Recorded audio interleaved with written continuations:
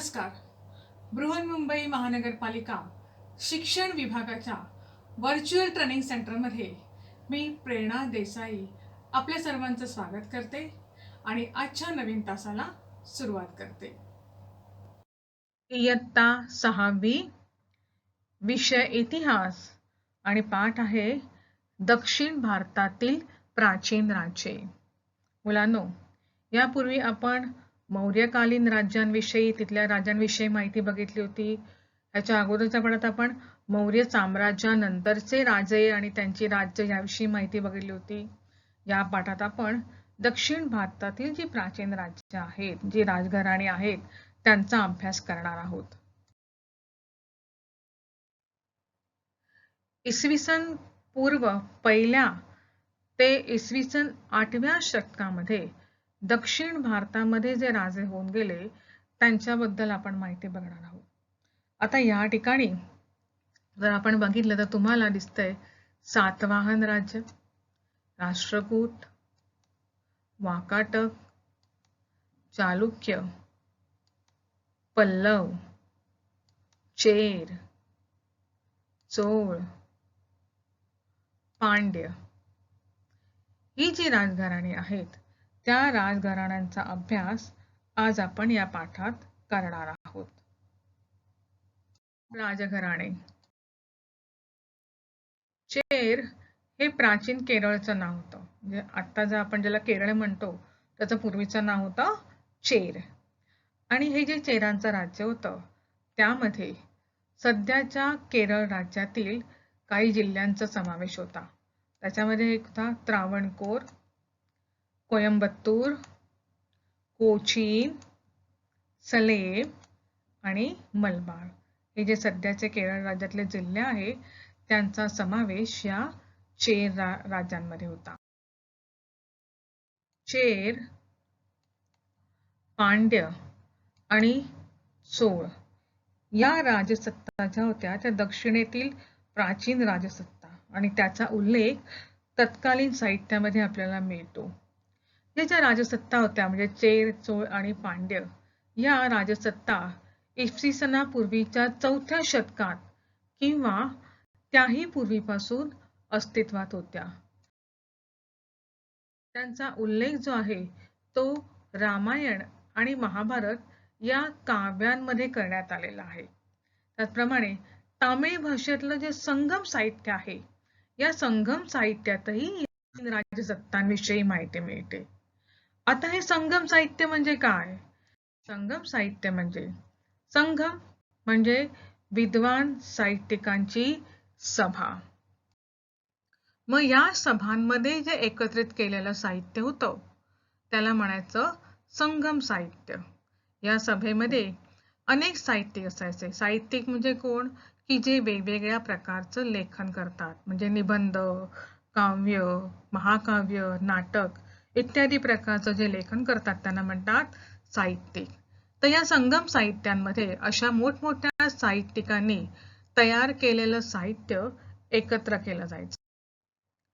संगम हे तामिळ भाषेतील प्राचीन साहित्य आहे आणि या साहित्यातून आपल्याला चेर, पांड्य, चोळ या राजसत्तांची माहिती मिळते. सम्राट अशोकाने जे शिलालेख खोदले त्यामध्ये सुद्धा आपल्याला या 3 राज्यांविषयी माहिती मिळते. दक्षिण भारतातील एक प्राचीन वंश, याचा चेर किंवा केरळ इत्यादी नावाने प्राचीन वाङ्मयात उल्लेख आढळतो. इसवी सन पूर्व 1 शतक ते इसवी सनचे 1 शतक या कालखंडामध्ये चोळांनी चेरांवर वर्चस्व स्थापले होते. मात्र त्यानंतर चेर बलवान झाले. 300 ते 900च्या दरम्यान मलबार किनाऱ्यावर चेरांचे राज्य भरभराटीत होते. चोल, पांड्य व चेर या 3 राजवंशाची सत्ता स्पर्धा त्या काळी चालू होती. खरं तर या वंशाच्या उत्पत्तीविषयी फारशी माहिती उपलब्ध नाही. मात्र अशोकाच्या शिलालेखात चोल, पांड्य यांबरोबर केरलपुत्त असा चेरांचा उल्लेख आढळतो. याशिवाय तामिळ साहित्यातही त्यांची विपुल माहिती होते. अलीकडेच चेरांची काही नाणी व कोरीव लेख सापडले आहेत. पण त्यातूनही फारशी नवी माहिती उपलब्ध झालेली नाही. त्यांच्या नाण्यांवर धनुष्य, बाण, तलवार असे चित्र असते. चेरांची सत्ता जरी अशोकाच्या काळी अस्तित्वात होती, तरी सुद्धा त्यांच्या इतिहासास दुसऱ्या शतकापासून सुरुवात झालेली आढळते. पेरुनार या राजाच्या पहिल्या शतकात उल्लेख आढळतो. त्या राजाचं पहिलं नाव काय? पेरुनार. तो चोलांविरुद्ध झालेल्या युद्धात मारला गेला. त्यानंतरचा त्या वंशातील प्रसिद्ध राजा म्हणजे पेरुम चेरल आदन हा होय.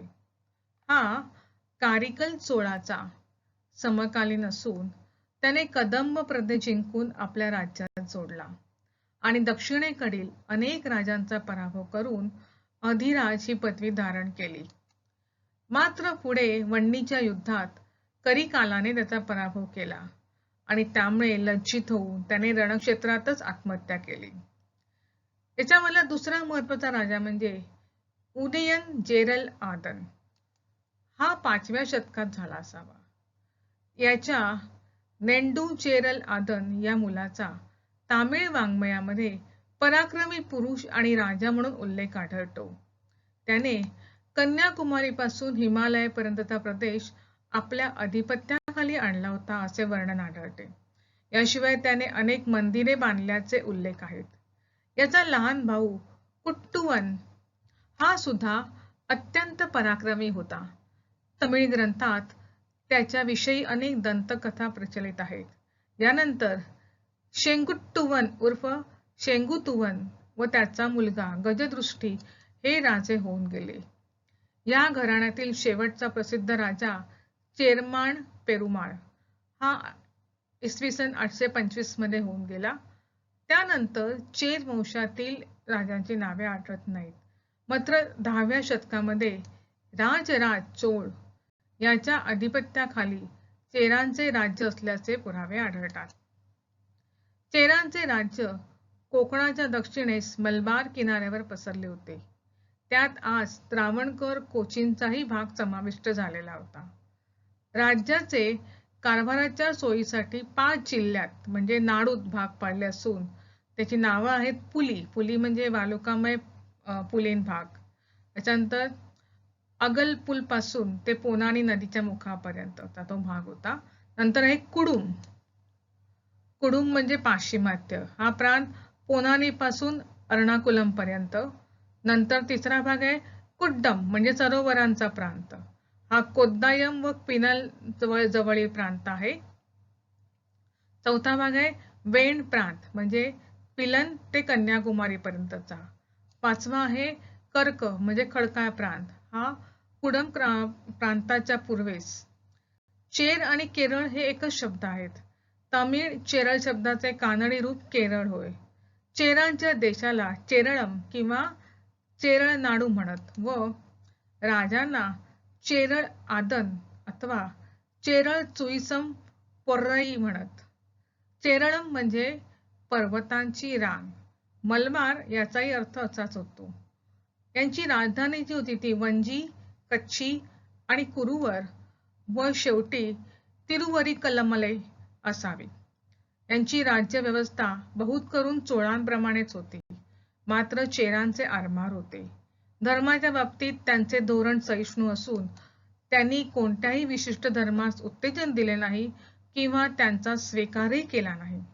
चेर राजे हिंदू धर्मी होते, परंतु आपल्या प्रजेवर धर्माच्या बाबतीत कोणतेच दडपण त्यांनी आणले नाही.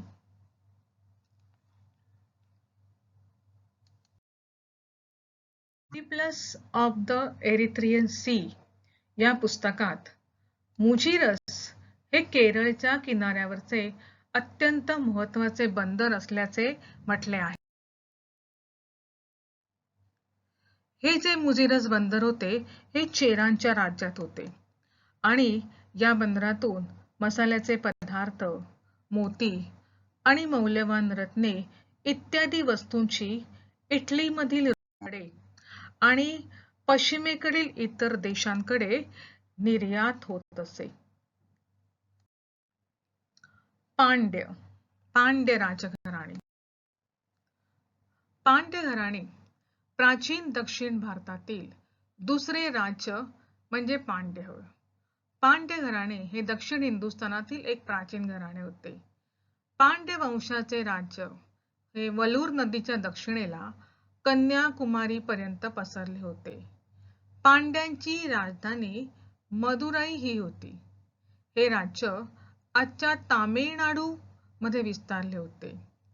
पांड्य राज्य हे गौतम बुद्धाच्या कालखंडातही अस्तित्वात होते. रामायण, महाभारत, महावंश या ग्रंथामध्ये पांड्य वंशाचा उल्लेख आढळतो. महावंश या ग्रंथात लंकेचा राजकुमार विजय आणि पांड्य राजकुमारी यांच्या विवाहाचा उल्लेख आढळतो. पांड्य वंशातील प्रमुख राजे कंडुगोन, मारवर्मन, जयंतवर्मा, परांकुश मारवर्मा इत्यादी भारतीय राजांप्रमाणेच पांड्यांनीही विद्या, कला यांना आश्रय दिला होता. राज्यकारभारात पांड्यांनी एक नवीन सुधारणा केली. प्रत्येक राजा आपल्याबरोबर आपल्या राजकुमारांनाही राज्य शासनाचा अधिकार देई. पांड्य राज्यांनी काही गुहा खोदवल्या. त्यांचा भर वास्तुशिल्पांवर अधिक होता. उत्तरकालीन पांड्य शिल्पांपैकी मीनाक्षी सुंदरम मंदिरातील काही पांड्य शिल्पेही प्रेक्षणीय आहेत. या काळात मंदिराच्या भोवती संरक्षणासाठी तट उभारले आहेत. त्यातील श्रीरंगमचे मंदिर फारच मोठे असून त्याच्यात एकात एक असे 7 प्रकार आहेत. कडू गुमलई येथील शिव पार्वती आणि त्यांचा परिवार हे शिल्पही लक्षणीय आहे. येथे उमासहित शिव, मृदुंगवादक, दक्षिणामूर्ती, नरसिंह, ब्रह्मा, विष्णू, स्कंद, चंद्रसूर्य, सूरसुंदरी आणि टेकडीवरील गुहेत पार्श्वनाथ, पद्मावती, अंबिका या सर्वांच्या मूर्त्या सौंदर्यपूर्ण आहेत. सित्तनवासल, तिरुमलईपुरम येथील चित्रकला उल्लेखनीय आहेत. 16व्या शतकाच्या आरंभी मात्र या पांड्य वंशाचा पूर्ण अंत झाला. घराणे 8व्या शतकात चोळ साम्राज्याचा पहिला राजा विजयालयाची कारकीर्द आढळते. त्याचं नाव काय? विजयालया. चोळ हे मूळचे उरियरचे. या विजयालया याने पल्लव आणि पांड्य यांच्यातील अंतर्गत संघर्षाचा फायदा घेत मुत्तुर संस्थानांकडून तंजावूर काबीज केले. कावेरी नदीलगतचा प्रदेश मिळवून तेथे एक मंदिर बांधले, जे या विजयालयाच्या नावावरून विजयालया चोलेश्वरम या नावाने ओळखले जाते. याने तंजावूर शहराची प्रशासनिक आखणी केली आणि हे शहर पुढे चोळ साम्राज्याची राजधानी ठरले. चोळ साम्राज्याची खरी ओळख निर्माण करणाऱ्या राजांमध्ये राजा राज चोळ आणि राजेंद्र चोळ प्रथम या शासकांचे नाव प्रामुख्याने घेतले जाते. ते चांगले प्रशासक तर होतेच, पण त्यांनी सगळ्याच आघाड्यांवर आपल्या साम्राज्याची भरभराट केली. राजाराज पहिला आणि त्याचा मुलगा राजेंद्र चोळ प्रथम याचा कालखंड हा चोळ साम्राज्याचा सुवर्णकाळ मानला जातो. त्यातला आणखीन एक राजा म्हणजे करिकाल. त्याने पांड्य आणि चेर या दोन्ही राजांचा पराभव केला. चेर राजकन्येशी लग्न लावलं आणि आपली बहीण चेर राजास दिली. त्यामुळे काय झालं, दोन्ही घराण्यात दोस्ती झाली. त्याने सिलोनवर स्वाऱ्या केल्या. आपली पहिली राजधानी उरयूर ही बदलून कावेरी पट्टणम नावाचे शहर स्थापून तेथे नेले. याचं कारण म्हणजे आपल्या राज्याची दक्षिण आणि पश्चिम सरहद्द मजबूत असावी. व्यापाराची भरभराट होऊन किनाराही सुरक्षित राहावा म्हणून त्याने ही राजधानीची अदलाबदल केली आणि तिच्या स्थापनेसाठी या करिकालाने सिलोनमधील म्हणजे श्रीलंकेमधील 12,000 लोक पकडून आणले होते. पुढे 7व्या शतकात गैलकुर्रम ही राजधानी झाली. याच्या कारकिर्दीत कावेरी पट्टणम येथे दर्यावधी व देशावरील व्यापार फार जोरात सुरू होता. याच्याच कारकिर्दीमध्ये कांची नगरी सोन्याची केली असे वर्णन आहे. कावेरी नदीला बांधारे घालून कालवे काढले होते. यावेळी चोळ साम्राज्याची भरभराट झाली. करिकाल हा सम्राट बनला. याच्या वर्णनपर पट्टीन पाल्ले नावाचं एक काव्य झालं आणि त्याचा जो काव्यकर्ता जो होता त्याला 1,00,000 सुवर्ण मुद्रा या करिकालाने बक्षीस दिल्या. हा स्वतः विद्वान असल्याने त्याच्या पदरी परनर, कळा, थलैयार वगैरे संगम साहित्यामध्ये प्रसिद्ध असलेले कवी होते. त्याने बरीच वर्ष राज्य केले. राजांनी कुशल प्रशासनाबरोबरच स्थापत्य कलेचे अतिशय उत्कृष्ट नमुने आपल्या कार्यकाळात निर्माण केले आणि ते आजही त्यांच्या बुद्धी सामर्थ्याचे तसेच उत्कृष्ट अंमलबजावणीचे द्योतक ठरतात. उदाहरण द्यायचं झालं तर तंजावूर मधील बृहदीश्वर मंदिर हे 216 फूट उंच 10व्या शतकातले अतिभव्य असं हे मंदिर आहे. बघा तुम्हाला बाजूला स्क्रीनवर दिसतंय. आता या मंदिराचं वैशिष्ट्य काय की ते पूर्ण मंदिर ग्रॅनाइट या अतिशय कठीण अशा खडकापासून बनवलेलं आहे आणि या मंदिरासाठी एकूण 1,30,000 ग्रॅनाइट वापरले.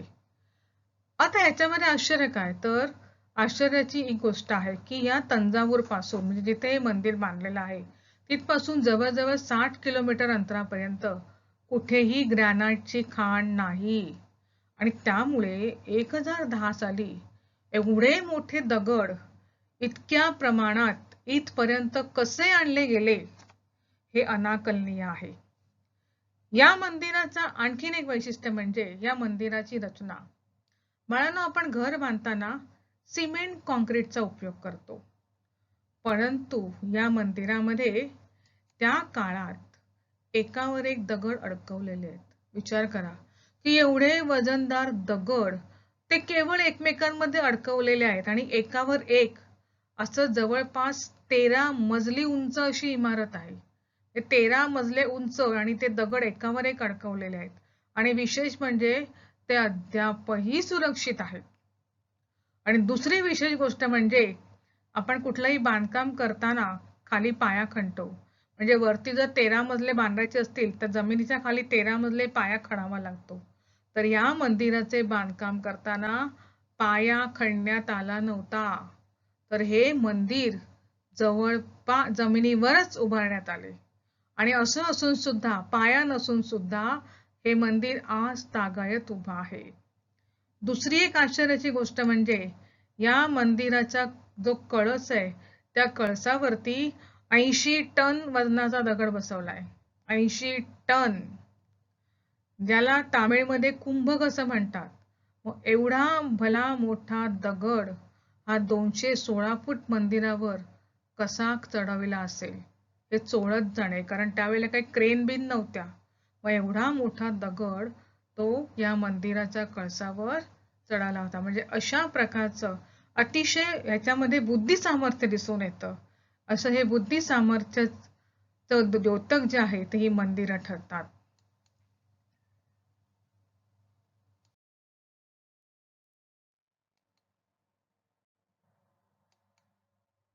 चोळ साम्राज्याचे एक वैशिष्ट्य म्हणजे त्यांचं ठराविक असं राजधानीचं शहर नसे, कालांतराने बदलत असे. केवळ शहरे प्रदेश काबीज न करता आपले सैन्यदल मजबूत कसे होईल याकडे या राजांचा कटाक्ष होते. चोळ साम्राज्यात सैन्याचे 4 विभाग होते: पायदळ, गजदल, नौसेना, अश्वदल. त्याचबरोबर धनुर्धर तसेच भाला फेकण्यात कुशल असणारे पथक तसेच तलवारबाजी करणारे पथक अशी सर्वार्थाने सर्व स्तरावर सुसज्ज असे सैन्य या शासकांचे होते. सेनेच्या तुकडीचे नेतृत्व करणाऱ्या महादंडनायक असं म्हटलं जाईल. हे प्रशासक केवळ चांगले राजेच नव्हते तर कलोपासकही होते. नृत्य, साहित्य, संगीत, नाट्य, चित्रकला, स्थापत्य, शिक्षण या सर्व कलांचा तो सुवर्णाध्याय होता. या सर्व कलांना तसेच कलाकारांना राजआश्रय आणि यथोचित गौरव या राजाने दिला. राज्याचा प्रमुख आर्थिक स्रोत हा भूमिकर असे. तत्कालीन अभिलेखांच्या नोंदीनुसार जमिनीवरील कर ठरविण्यासाठी तो ठरवण्याआधी जमिनीचं मोजमाप घेतलं जायचं. अर्थात त्यावेळेला काही मीटर वगैरे नव्हतं. मग हे कसं करायचं? तर विशेष माप म्हणजे राजा राज हा जो प्रथम हा जो होता त्याच्या पायाचं माप हे जमिनीचं प्रमाणित माप समजलं जाईल आणि त्यानुसार जमीन मोजून त्यावर कर ठरविला जात असे. न्यायासन हे राजाच्या अखत्यारीतच होते. राजा सर्वोच्च न्यायाधीश असे. राजा ब्राह्मण किंवा तत्सम शास्त्रांचे ज्ञान असलेल्या विद्वानांच्या सल्ल्याने न्यायदान किंवा आपण म्हणतो ना सामाजिक स्तरांवर अपमान होईल अशा प्रकारच्या शिक्षा किंवा असे दंड त्यावेळेला दिले जात असे. आर्थिक दंड जो होता तो सुवर्ण मुद्रांच्या स्वरूपात असे. चोळ राज्यकर्त्यांचा काळ हा तमिळ साहित्याचाही सुवर्ण काळ ठरला. या शासनकर्त्यांच्या पराक्रमांची गाथा सांगणारे तसेच त्यांची स्तुती करणारे अनेक ग्रंथ या काळात निर्माण झाले. त्यात जयगोंडारचे कलिंगत्तू पर्णी तसेच तिरुत्तक्कदेव यांच्या जीवक चिंतामणी या ग्रंथांना तामिळ महाकाव्यामध्ये अग्रस्थान आहे. कुलोत्तंग तृतीय या शासकाच्या काळात तमिळ रामायणाची निर्मिती झाली, जी त्या काळच्या प्रसिद्ध कवी कंबन यांनी केली होती. या व्यतिरिक्त व्याकरण कोश जो म्हणतो व्याकरण कोश, काव्यशास्त्र, छंद आदींविषयीचे सुद्धा बरेचसे लिखाण या काळात झाले. चोळ शासक हे शिवशंकराचे उपासक असले तरी ते धार्मिक सहिष्णुतावादी होते. त्यांनी वैष्णव, जैन, बौद्ध धर्माच्या अनुयायांनाही सन्मान दिला. त्यांच्या धार्मिक प्रचार कार्याला कोणतीही आडकाठी केली नाही. चोळ वंशाच्या अभिलेखावरून अशी माहिती मिळते की त्यांनी संस्कृत भाषेच्या तसेच साहित्याच्या अभ्यासासाठी विद्यापीठे स्थापित केली होती आणि ती चालवण्यासाठी पुरेसा निधीही उपलब्ध केला गेला होता.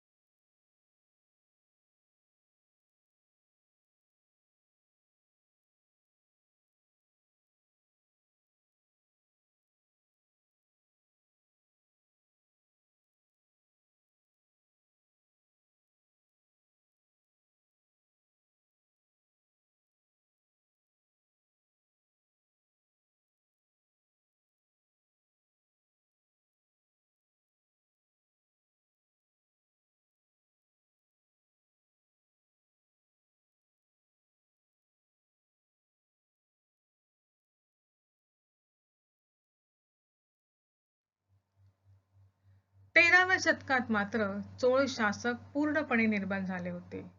आपलं साम्राज्य शत्रू राष्ट्रापासून अबाधित ठेवण्यास ते असमर्थ ठरले. दक्षिणेत पांड्या, केरळ आणि श्रीलंका राज्यांमध्ये चोळ वंशाविरुद्ध विद्रोह सुरू झाला होता. समुद्रपार ज्या द्वीपकल्पांवर राजेंद्र दुसरा याने सत्ता प्रस्थापित केली होती त्यांनी देखील चोळ साम्राज्यापासून स्वातंत्र्य मिळवले. चोळ शासकांच्या राजदरबारातील सामंतांचे कुटील डाव आणि शत्रू राष्ट्रांचे आक्रमण यामुळे अंतर्गत कलह आणि बाह्य शत्रूकडून पराजित झालेले चोळ शासक हळूहळू नामशेष झाले. पण त्यांच्या कारकिर्दीत गाजवलेले पराक्रम व बराच काळ असलेली त्यांची सुनियोजित सत्ता, लोकांसाठी राबवलेल्या कल्याणकारी योजना, साहित्य, संगीत, शिक्षण या सर्वांसाठी आणलेला भरभराटीचा काळ याचा उत्कर्ष यामुळे चोळ साम्राज्य भारतावर बराच काळ राज्य करणाऱ्या काही ठराविक साम्राज्यांमध्ये आजही विशेष उल्लेखनीय आहे. सातवाहन राजघराणे. सातवाहन राजघराण्याबद्दल आपल्याला जी माहिती मिळते ती नाणे घाटातील लेख किंवा पुराण याच्यातून मिळालेली आहे. मुलांनो, यांचं जे नाव आहे सातवाहन हे का पडलं याची एक मजेशीर हे जे आहेत त्या गोष्टी आहेत त्या मी तुम्हाला सांगणार आहेत. अर्थात हे उल्लेख फक्त मी इथे करते. काही जण असं म्हणतात की त्या वंशातील राजांनी म्हणजे सातवाहन वंशातील राजांनी इतर राजांना वाहने दिली किंवा इतर राजांनी त्या वंशाला वाहने दिली म्हणून त्यांचं नाव सातवाहन पडलं. कोण म्हणतं की ते सूर्याचे उपासक होते कारण आणि म्हणून मग सूर्याच्या रथाला 7 घोडे असतात म्हणून त्यांना सातवाहन पडलं. कोणी म्हणतं की 7 नावाचा एक यक्ष होता, तो आपणापासून झालेल्या एका ऋषी कन्येच्या मुलाला सिंहाचे रूप धारण करून पाठीवरून नेत असे म्हणून त्यांना सातवाहन नाव. म्हणजे असं विविध प्रकारच्या दंतकथा या ठिकाणी आढळतात. याला ऍक्च्युली कुठलाही काडीचा आधार नाही, पण एक मजा म्हणून तुम्हाला मी सांगितलं की सातवाहन हे नाव का पडलं असं. सातवाहन राजघराणे हे दक्षिण भारतातील प्राचीन घराण्यापैकी एक महत्वाचे शक्तिशाली राज्य होते. मौर्य साम्राज्याच्या ऱ्हासानंतर म्हणजे अशोक सम्राटाच्या मृत्यूनंतर सातवाहनांनी स्वतःला स्वतंत्र राज्य म्हणून जाहीर केले. सातवाहन राज्याची स्थापना मौर्य सत्तेच्या पराभवापूर्वी सुमारे 50 वर्ष झाले. सातवाहनांचे राज्य हे दक्षिण भारतातील मोठे राज्य होते. मौर्य साम्राज्याच्या ऱ्हासानंतर उत्तर भारतात अनेक छोट्या छोट्या राज्यांची थोड्या थोड्या अंतराने निर्मिती झाली. तशी स्थिती दक्षिण भारतातही झाली होती. त्याचाच परिणाम म्हणून दक्षिण भारतात अतूट, अविभाज्य व अखंड असे सातवाहन राज्य उदयास आले. प्रतिष्ठान म्हणजे आजच्या महाराष्ट्रातील औरंगाबाद जिल्ह्यातील पैठण हे जे ठिकाण आहे हे सातवाहनांचं राजधानीचं ठिकाण होतं. राजा सिमुक हा सातवाहन साम्राज्याचा संस्थापक होता. त्याने जवळजवळ 23 वर्ष राज्य केले. या सिमुक राजाने आपल्या कारकिर्दीत अनेक जैन व बौद्ध मंदिरांची निर्मिती केली. परंतु नंतरच्या काळात तो लोकांवर जुलूम करू लागला आणि म्हणून त्याची राजा या पदावरून हकालपट्टी करून हत्या करण्यात आली. त्याच्यानंतर कान्हा शक्तिश्री सातकर्णी द्वितीय हाल गौतमीपुत्र सातकर्णी या राज्यांनी राज्य केले. या व्यक्ती ज्या आहेत त्या व्यक्तींची माहिती महाराष्ट्रातील पुणे जिल्ह्यातील जुन्नर तालुक्याजवळील नाणेघाट या लेण्या आहेत त्या लेण्यांमध्ये कोरीव लेख आहेत त्यांच्यामध्ये आपल्यालाही उपलब्ध होते. या सातवाहनांच्या काळात व्यापार भरभराटीस आल्याचे अनेक दाखले आपल्याला मिळतात. तत्कालीन राजधानी ही जी होती प्रतिष्ठान म्हणजे पैठण हे व्यापारी मार्गाचं मुख्य केंद्र होतं. त्याचप्रमाणे कल्याण, चौल, सोपारा इत्यादी महत्वाची बंदरे सागरी व्यापार हाताळत होती. या उलट जुन्नर, नाशिक, पैठण, तेर, भोकरदन, कोल्हापूर ही महत्वाची व्यापारी व राजकीय केंद्रे होती. उत्तरेतील उज्जैनी आणि पश्चिमेतील नाशिक, कल्याण, शूरपारक, भरुकच्छ इत्यादी नगरे व बंदरे व्यापारी मार्गाने जोडली होती. प्रतिष्ठान व तेर म्हणजे पैठण व तेर इथून विविध प्रकारचे मणी, मलमलीसारखे तलम कापड, विविध प्रकारचा माल गाड्यांमधून पश्चिमेकडील बंदरावर पोहोचवला जात असे. असं पेरिप्लस ऑफ द एरिथ्रीन थ्री या ग्रंथावरून समजतं. सातवाहन राज्यात 30 तटबंदीयुक्त नगरे होती असे उल्लेख जे आहेत ते परदेशी प्रवाशांनी नोंदवले आहेत. व्यापाराबरोबरच सातवाहन साम्राज्यात कला केंद्रेही उदयास आली. या ठिकाणी झालेल्या उत्खननात काही हस्तिदंती मूर्ती, रोमन मध्यकुंभ म्हणजे ॲम्फोरा व इतर अनेक वस्तू मिळाल्या. भोकरदन व तेर येथील उत्खननात काही हस्तिदंती स्त्रीमूर्ती मिळाल्या असून त्या इटलीतील पॉम्पेई येथील स्त्रीमूर्तींची साधर्म्य दर्शवतात. याशिवाय काही रोमन आणि नाणी आणि देवतांचे ब्रॉन्झ पुतळे मिळालेत. यावरून सातवाहन साम्राज्याचा रोमन साम्राज्याशी व्यापारी संबंध होता हे स्पष्ट होते.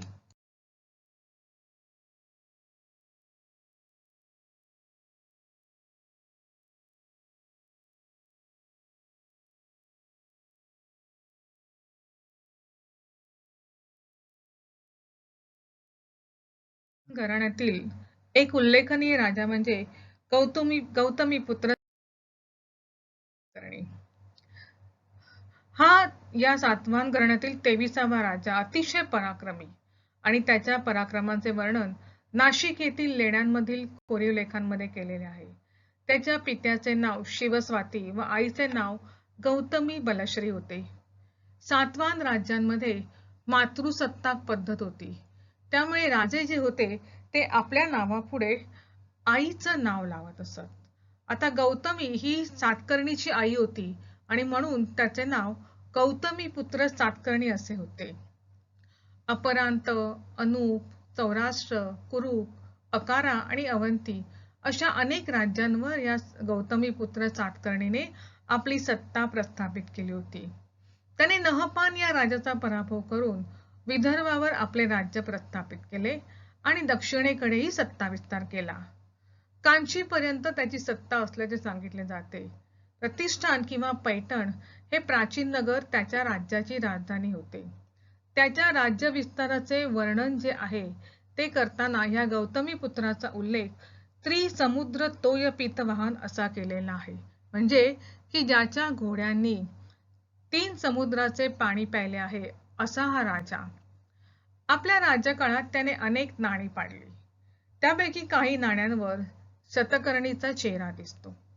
नहपान या राजाच्या पराभवानंतर सातकर्णीने नहपानाची सर्व नाणी ताब्यात घेऊन त्यावर आपल्या शिक्क्यांचे मुद्रण केले.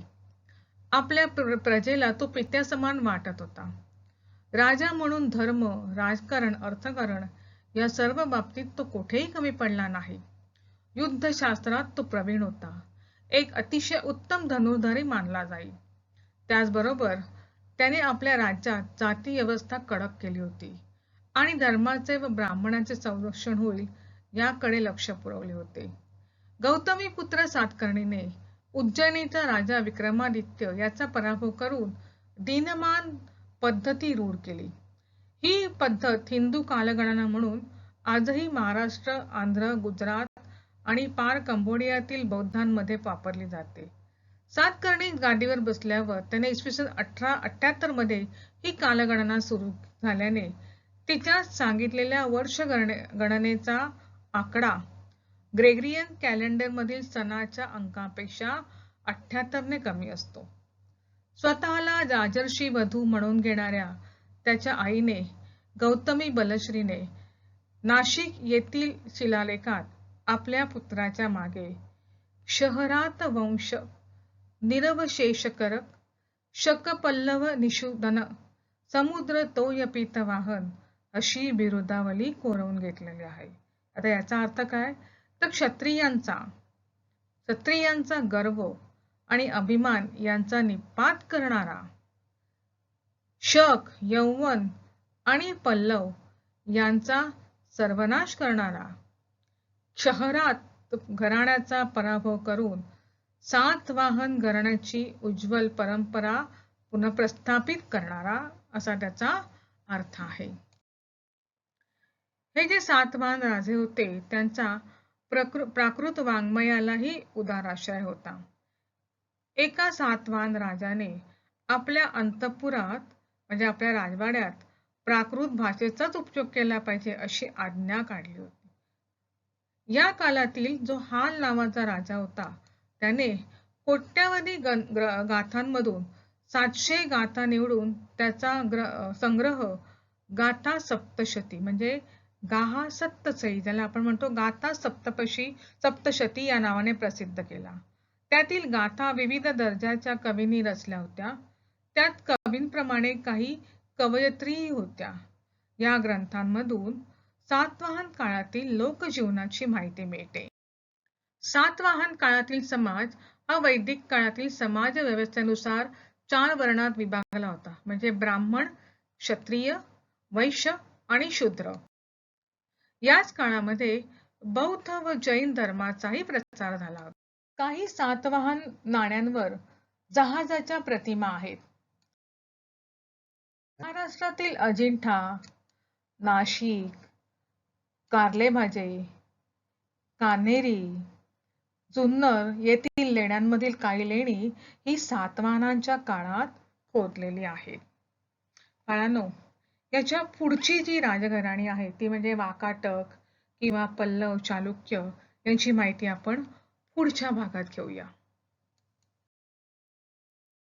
बालमित्रांनो, हा व्हिडिओ तुम्हाला नक्कीच आवडला असणार. यासारखे अनेक छान छान व्हिडिओ आहेत जे तुमच्या अभ्यासक्रमावर आधारित आहेत. पण ते पाहण्यासाठी आमच्या चॅनलला सबस्क्राईब करायला विसरू नका. धन्यवाद.